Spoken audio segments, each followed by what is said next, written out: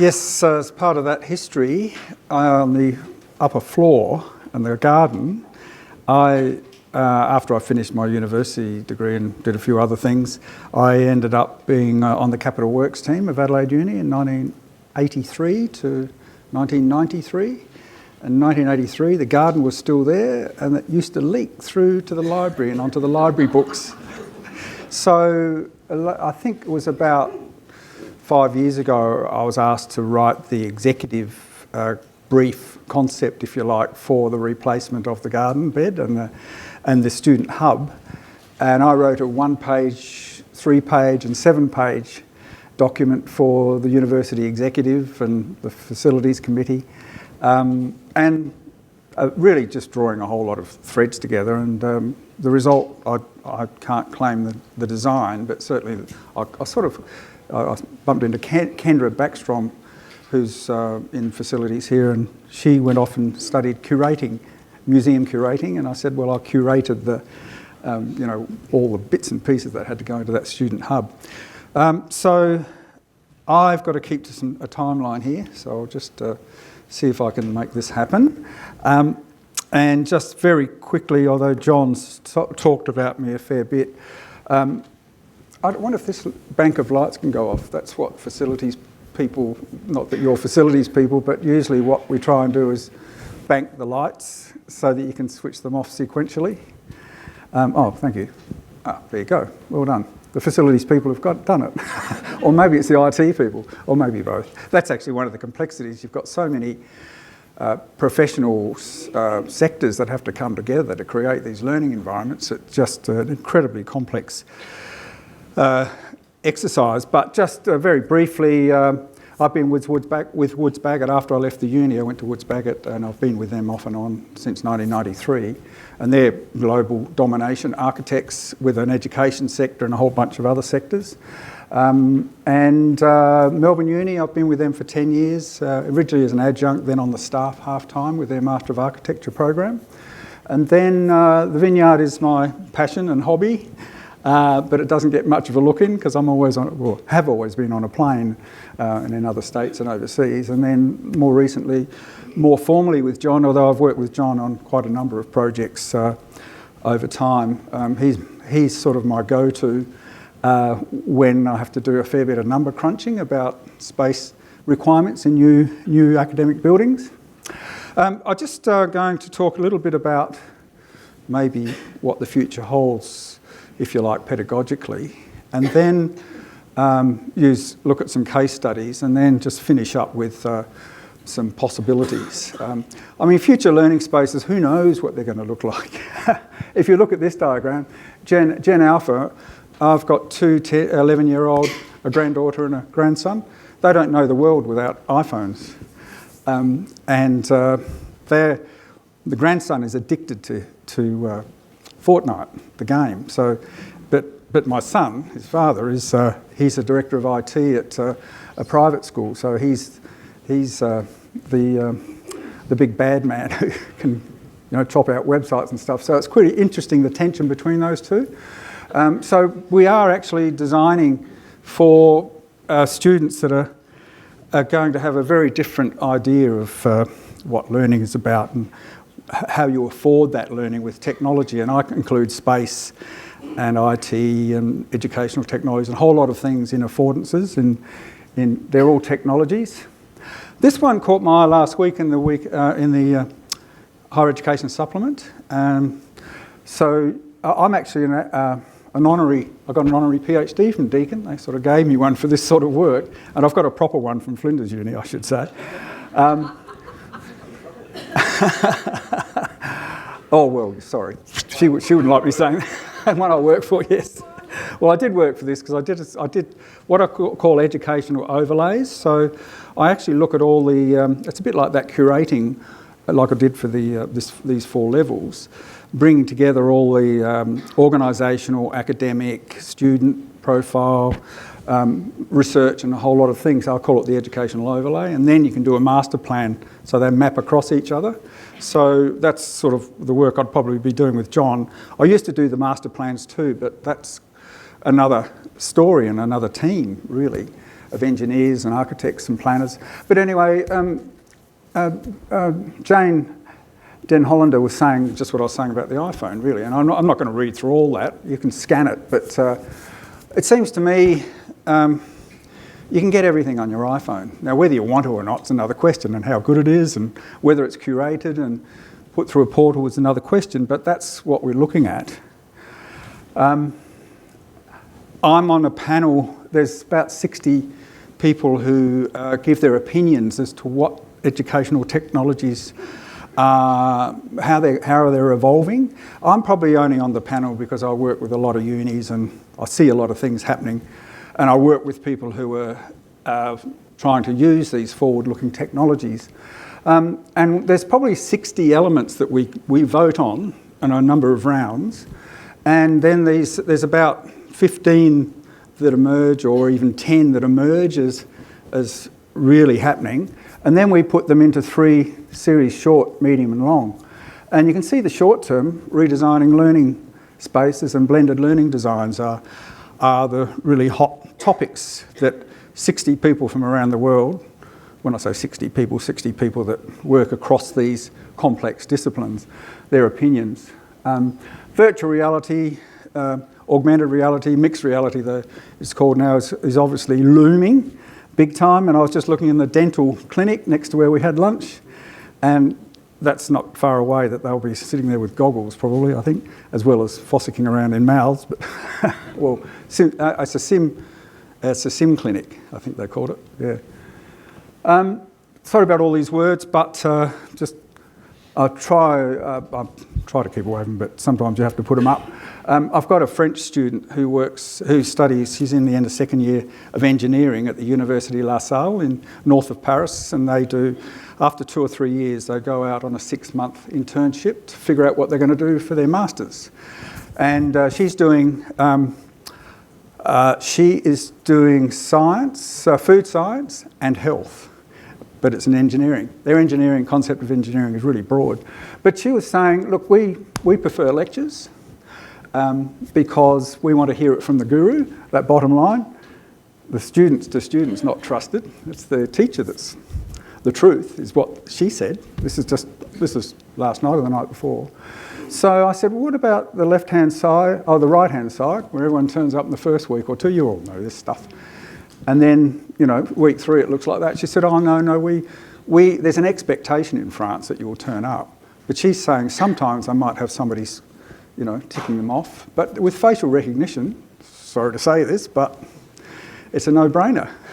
And there is one university here that has, because of the lecture capture, he can do all his learning spaces. He can audit them just on his cameras that are in the rooms for lecture capture. You can see how full they are. You can count the seats that are full and blah blah blah. So she also said choice was a big word. The students, well, the dynamic of students in terms of early morning, late nights, and working when they like and where they like. So whilst the French style is this expectation of being talked at and then rote learning and then sitting the exam, they have yet to move into this more collaborative model that we're talking about, blended. Well, I call it, there's a lot of names for it. I call it blended learning, so it's blended face-to-face and synchronous or asynchronous online. I was asked to speak in Hong Kong a few years ago now, about 4 or 5 years ago, and they were all gung-ho about new generation learning environments. So they were launching this lecture theatre, or I call it a lectorial, but these students can actually turn around on their seats here and talk to these students. So they're on a wider step. And we have them, RMLT's got them, and there's a few others around. They're not as intense as this, though. This is seriously intense, and I don't know how much it'll be used that way because the teachers are used to lecturing. And in fact, the academic can't get into the rows to see what the students do. If you sent them a task, how are they going to report it back? How are you going to see if they're on target and so on? So I'm just showing it to you because there's a lot of examples around the world. they're all innovations. It's how you scale these up is the question that we all are trying to answer. I was going to talk about faculty-specific, discipline-specific, school-specific, like that dental sim clinic upstairs. You know, it's like we're not commonly timetabling for all the specialist spaces. We're generally timetabling for central spaces. But in my view, the departmental ownership of those spaces should also be put through the measurement system of occupancy, utilisation, frequency of use and so on. So we can measure it. If we don't measure it, we don't know whether we've got an asset sitting there that's just, you know, spinning wheels. So I think each university's got a different, or university cluster has got probably a different approach. Some are more about professional training, some are about work integrated learning, some are more research oriented. So they're all, I don't want to sort of lay out a complete framework here. I just want to recognise that not one size fits all. What we're finding too, I've just done 3 times 3,000 student schools in Sydney, one in North Sydney, one in Ryde and one in Liverpool. One exists on 2 sites and it's going to one site, the second one, and then the third one's a greenfield. Like 3,000 school students in a site that's pretty much standardised across the system is a bit of a nightmare. But anyway, and so it's forced me into, or I'm moving into, design for health and wellbeing now. So I was going to apologise at the start for not wearing a jacket, but I find this too hot. So for me, and there's no natural light and blah, blah, but you know, newer lecture theatres are now putting a wall of glass and putting screens, but I digress. The Australian Science and Maths School, I did the educational brief for this when I was doing my PhD in 2001. They wanted active learning and problem-based learning, inquiry-based learning. And I went across all the disciplines, departments, curriculums, and we came up with this model, which is what we're looking at in universities now, this blended model. But it's the actual, I think, what we're trying to do, this is passive here, as you would know. In a blended teaching space, they're a bit active in terms of the groups. But when you're really active is when you've got a lab or a studio or a clinic. So this is the standard, or the new standard, if you like, and group size and cohort size is still an open question, and I think it's different for different disciplines and for different academics, and the evidence coming out of it is very thin, so we don't know what works. But this one was engineering at University of Melbourne about 5 or 6 years ago, when they wanted engineers to be designers from day one of their 4 or 5 year degree. So to be designers, you had to work in teams and you had to think creatively and problem solve and, you know, all those cliches for want of a better word. So we were just sitting in a room like that for lunch. And it's pretty active and collaborative and blended, online, face-to-face, simultaneous. What they wanted too was a big chunk of informal space. So you've got formal with an instructor, informal learning space, which is effectively the learning commons of a library. I sort of have a big thing about distributed learning commons across the campuses. So precinct learning commons or faculty learning commons or departmental learning commons. And I've proposed this at about 6 universities in Australia, and they've gone that way, including this university. They've got distributed precinct learning commons. They can't build enough of them. We built one for business and economics, or business and commerce, I should say. Then the master's students, of which I think there's a couple of hundred Chinese commerce students. Where's ours? Where's our? You know, they're paying big fees. Where's our common room, learning commons? So we built another one on top. And then I talk about social spaces, which is where you can buy food and beverage, and maybe you don't do such long, intensive pieces of work there. So I say they're social spaces. But this is the one I think is it's a more recent one. It's not new. More recent at Melbourne Uni Engineering, where they actually, the CDIO is their lab, conceive, design. Oh, it's the implement, operate. And the C and the D are done in the space that we just had lunch in. and they're side by side. And like the Australian Science and Maths School, the Learning Commons and the Learning Studios, we stopped using classrooms and labs. We talk about studios and commons. We could call these TEAL labs, technology-enabled active learning, or blended learning rooms, but I think having them juxtaposed like this is really the way of the future for me. And there's a website, cdio.org. There's 500 university and polytechnic and school members, science, engineering, technology-based, more STEM-based. Hundreds, literally hundreds of pieces of curriculum, presentations, problem-based learning tasks. It's all there. If you want to teach this way, it's all done for you. I just put this in because this is Knoll is one of the really large furniture manufacturers around the world, and Knoll sort of rolled this out at that University of Pennsylvania.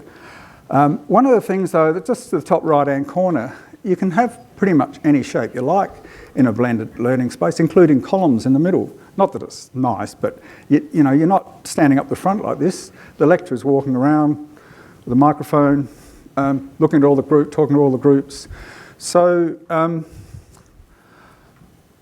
but talking with Fred earlier, every space in the university here now has got technology that is, it's sort of unified, or it's pretty much the same. So I guess that's just one of the notes up there about, or there was a note there about the need for multimedia, yeah. So that's critical to this forward-looking idea. And then when you get laptops and iPhones and iPads and, or, you know, those sorts of devices, which way you go? My son's school has just gone for cheaper end laptops in year 9. Then you see iPhones have been banned in some schools, like in Victoria. Is one-to-one computer, like Kevin Rudd, we all thought it was terrific, one-to-one computing. Well, you know, do you need that? You probably need one of these. One of my bags, just slightly bigger, and it's as big as my Mac Air in terms of its capability. Anyway, I digress. This is another one with Woods Bagot, University of New South Wales. It's their business school. The whole ground floor is made up of a mix of these spaces and informal spaces. Not much in the way of social. I don't know that there's a cafe in that floor because there's a lot of eating places they've set up. No, there's not, saying to John. But what the big feature for this for me was the students love it to study in when there's no timetable activity in there. So I think that's the test for these spaces. If students will use them informally, then they're pretty well designed, I think. I think there's things about natural light and Wi-Fi and a few other basics, air conditioning, ease of movement of furniture. A lot of these benches, I kind of like the idea of hot stools, because you actually collaborate more, because it's easy to slip off a stool and go and, you know, look at somebody else's computer and then go back on the stool. Whereas when you sit down here, you're down there for a period of time. You're not likely to get up. So this has got a mix of spaces. But yeah, we weren't allowed to, there was anyone from the University of New South Wales here, but we weren't allowed to evaluate it. Ah, there you go. You look a bit familiar, actually, yes. Yes, well, we weren't allowed to evaluate it, but the director or the executive dean or whatever said, that's always full, don't need to. Have you got any? Yeah. Well, it's fully booked and it's also fully used when it's... It's fully timetabled. Oh, it's chockers, yeah. It's... Yeah, yes, it's crazy, yeah. Well, it's great news, yeah. I suppose I'm just want to talk about this briefly. I probably should talk about it for a long time because I think it's where it's all going. But because I'm moving into design for health and well-being, and I want to evaluate the efficiency and the effectiveness of spaces due to our health and well-being rather than how well we learn. Because we've got 9 PhD students working on school spaces, trying to evaluate how their learning outcomes are improving in relation to the spaces they're in. It's called Innovative. If you want to have a look at it, it's iletc.com.au, Innovative Learning Environments and Teacher Change. It's a 5-year ARC. I've got another one, which I'm going to wave this book around. This is another 5-year, this is a discovery grant. The other one's a linkage. This one's about, modelling complex higher education learning spaces. So this is the second book of that 5-year study.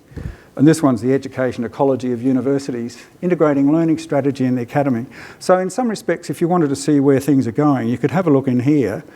And we interviewed about 25 directors of IT and 25 directors of estates. And that's just in one chapter, or 2 chapters, sorry. And then there's a whole bunch of other chapters. So the directors of technology obviously are grappling with this. And going back to my design for health and wellbeing, the faculty of architecture wants to test it online first, like a MOOC, but probably more controlled with that because they want students to pay fees. So they'll test the appetite for this particular new master's.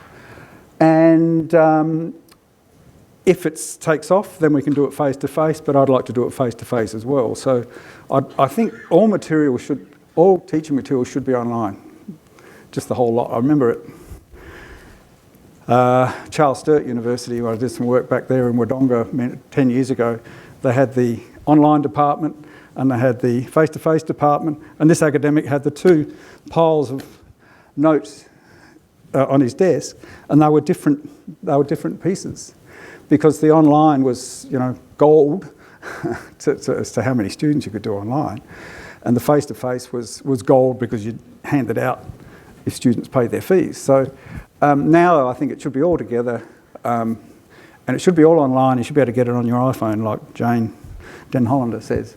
But I think the big thing about online is I think it's not either or, it's both.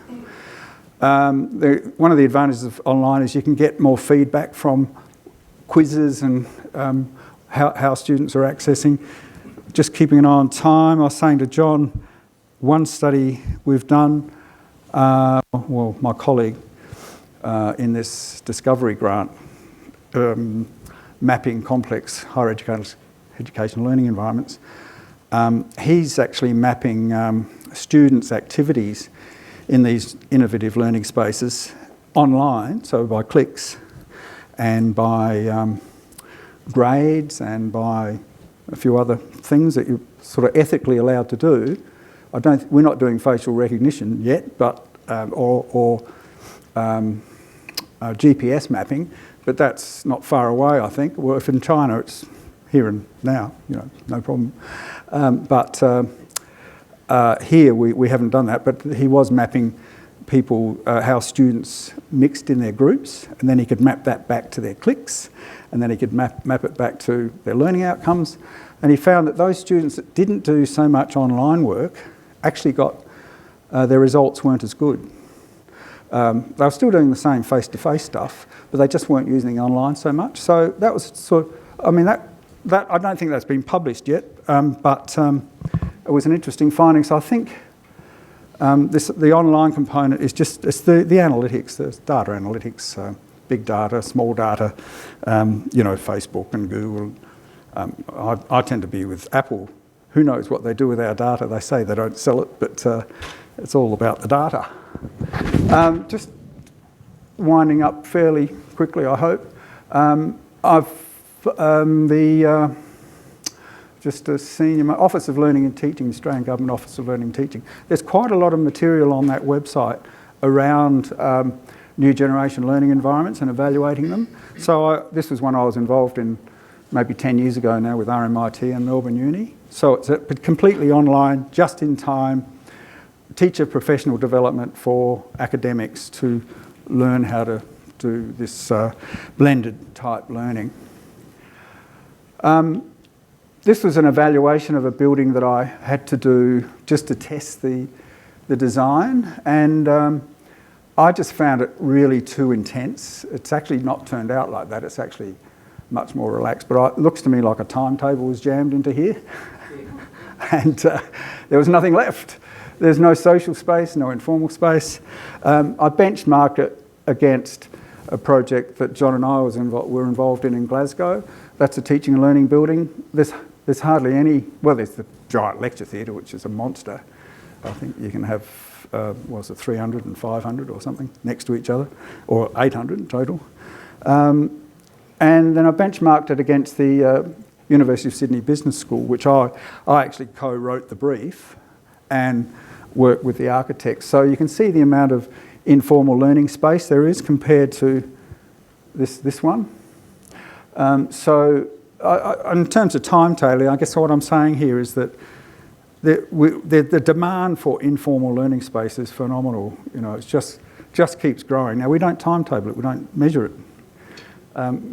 These are the sort of things I think we need to start addressing. And this is where the demand is. I'm involved in a project at Melbourne Uni, keeping an eye on the time. I curated their strategic library futures plan in 2005, and they're doing it again in 2019, and I'm involved. And then I just wrote a paper on the future of libraries. You know, well, your guess is as good as mine, but I do this evidence-based stuff, which I'll just show you here. And I sort of map all the literature, really, about people thinking about the future of libraries, and then see what that literature's like and if there's any evidence that might point to... Like I heard on the radio this morning, there's homeless people now in San Francisco able to inhabit or go into the library. Now the librarian's saying, you know, are librarians supposed to be looking after homeless people? Should we be designing the library for homeless people?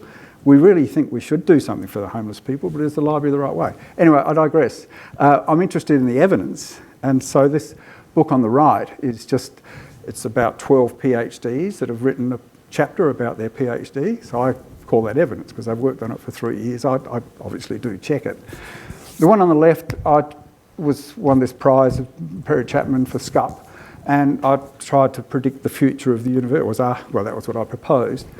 And I got about 19 books and articles that I thought were really worthy of interrogating. It's about an 80-page paper, but I think satellite campuses are going to come back again. We've been closing them down, like McGill campus is going to shut down, but I think they'll come back. But they're coming back in Western Sydney University's model, where they'll negotiate with the developer to build a building. The developer owns the building. The university leases it for 10 plus 10 and puts an academic program in there that's course agnostic. So you do all sorts of learning. You know, John dreams up some timetabled learning spaces, and that's the sort of, and we model that against potential courses, even though they are agnostic. But this is sort of the uncertainty of the future that we're looking at. That's the business school, by the way, the University of Sydney Business School, which one of the chapter authors says, where are the people? But you know, you can't please everyone all the time. Nearly finished. This is part of the evidence base. Like what are the people doing in terms spatially, and how much space do you need for a blended learning space? Woodsbaggett and I have come to the conclusion that it's about 2.7 to 3 square metres to be able to have wheelchairs, academics walking through, enough flexibility. This is about 1.3 square metres per person. So you can see that up the top, multi-purpose collaborative flinders. Well, some of the unis are sort of cramming them in. Some are doing the other end, 6 square metres. University of Sydney, it's usually a found space, a bit like the one upstairs that we had lunch in. It's got quite a big, generous centre space. We've got one of those in the engineering school in Melbourne, and my architectural colleague teaches construction there. So the young undergraduate students, and they build models in the centre. They lay down a tarpaulin, build straw models and things to hold up eggs, so how strong it is, and blah, blah, blah. So, you know, you can have more than 3, but 3 we think is the minimum. And that's just a whole range, and different languages that people use, different group sizes. We still don't really know how effective these are. There's one chapter in this is the school translational design of schools. The other one's about universities. I've got a chapter in there, or 2 chapters, I think, about what we think the evidence is. And this is pretty close to one of the last slides. So there's some of the typologies. And we're looking at 2.79 up to 3.36 for the lectorial, which is the one on the right-hand side there. These are pretty much RMIT ones. I think there's probably somebody from RMIT that might recognise them here. But they're in the public domain, so I sort of measured those up. The future, one of the possible futures is WeWork, which is global domination of your workspace. It's co-working. But they're getting into, as you can see up there, it's Austin University Park, and a faculty can hire the space, or an outside school perhaps. That's what's happening in South Australia now. The government here is using the TAFE campuses because of the privatisation or the contested TAFE programs. If you're a registered training organisation, 50% of the courses are done by the private sector. But now they're allowing the private sector to use the TAFE campuses. Maybe unis will happen that way. So with your efficient timetabling, you'll have a lot of spare space. And WeWork will have it, or you do the Western Sydney Uni. They might just go to WeWork. So get us a place in Liverpool, or there's different satellites that they're setting up, which I think is a brilliant way to go. That's pretty much it, I think. So it's really just a bit of a brain dump, but this thing's bigger than Ben-Hur. Good luck with the timetabling. I'll be John. That's John's department. We've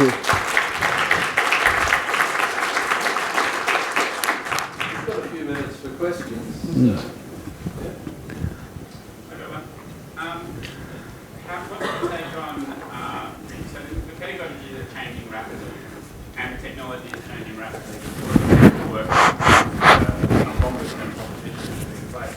So how have you been able to reconcile the rapid changes in one space with the delays in the actual implementation? Well, I think that's probably a generalisation, because in reality, a lot of the generation of academics my age, the baby boomers, I might be generalising here, but I think a lot of them prefer to lecture and run small tutes. And it may be the emerging academics, or the Gen Xers, or I don't know which Gen Z X, that are the 40-year-olds, are willing to do the blended learning, collaborative learning, and not chalk and talk. Well, there's no chalk. Oh, there is chalk. I did say I was having this chat earlier. This is maths, I think. The remnants of the maths buildings that used to be over there. So in answer to your question, but there's apparently, talking to Fred earlier, there's increasing demand for these blended learning spaces. And yeah, how do we do it? I think we do it with a loose fit model.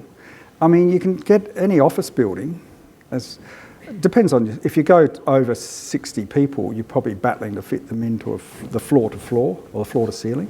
But it's a loose fit. Our colleague at QUT, and I can't remember his name, who runs their educational technologies, he's got a video showing this. No, that's another one. Sorry, no. He's got a video of students wheeling in their group tables that tilt up. They wheel them in, then they wheel in the cows, the computers on wheels, and then they march in, and at the end they go, the team's done it. They did it in, 5 minutes? And it was an empty room with lots of PowerPoint and data, and they just wheeled in, job done. So I think we over-design things, and I'm about loose fit. And loose fit is don't fix anything. That'd be a takeaway here. Don't over-design it. Like, I love the learning and teaching building at Monash. I think Wardle's building. Personally, I'm not a big fan of his architecture, but I'm with an opposing firm, so I can't say that.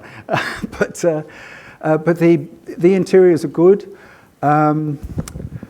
There's the light's terrific. But yeah, it probably took 5 years in the lead time to do. So I love that purpose-built one, but I think it's overdone. It's flexible. They're flexible, the spaces, but we don't need. You can do it anywhere. And but we have worked on one together, which designed in flexibility. The University of Sydney Business School. The lower floor, the lower level, is deliberately designed with a high floor to ceiling height. So all of the spaces at the lower level can be flat floor, collaborative. They can be slightly tiered to have lecture type space or case study rooms. And the building is physically designed deliberately. I'm just checking whether this is concrete, because I used to live here and we used to have to jackhammer them out. But in the Sydney Business School, we built these. We had a change of dean halfway through. They were all for 60-person, mindful of the time, 60-person blended learning spaces. We had about, 60 of them. They then had to go and find another 60 academics, but their way of doing that was to get adjuncts from business, give them a professorial title or an associate professor title, maybe pay them, but probably not, but they'd budgeted. So they could run 6,000 students through these 60, I've got timetablers here, so I've got to be careful, but they said they could afford 60, and they were teaching their masters in groups of 50 to 60 anyway. So they said, why don't we just teach the undergraduates that way? Get rid of the lectures. They did put some big lecture theatres in, but they were more for the whole campus or that precinct. But what we did was the new dean came in from law, and he wanted 120 seat, those sort of law sort of things. And, okay, we'll give you those. So what we did was built the tiers out of timber. So as John said, we can rip them all out and turn them into flat floor 60 seaters if we want, because the circular one's 1.5 square metres per student, and if we rip that out, we can put in the 3 square metres per student times 60, so it's 180 square metres either way. So, but you've got to be able to pull the floor out. So that's the loose, well, sort of loose fit concept. Yeah. I like the word adaptive, as opposed to adaptable or flexible. Adaptive is, we could do it right now. Adaptable means, perhaps in a couple of years we might do this, but is that a question? In your experience with the way students prefer to access information online, are lecture theatres on their way out? Look, I just think they're on their way out anyway. I mean, I've got a friend who's writing a PhD. She's probably should have finished it 5 years ago, but it's still relevant because they're still here. But she just thinks they should be gone, abolished. This should be versus what people want. Yeah.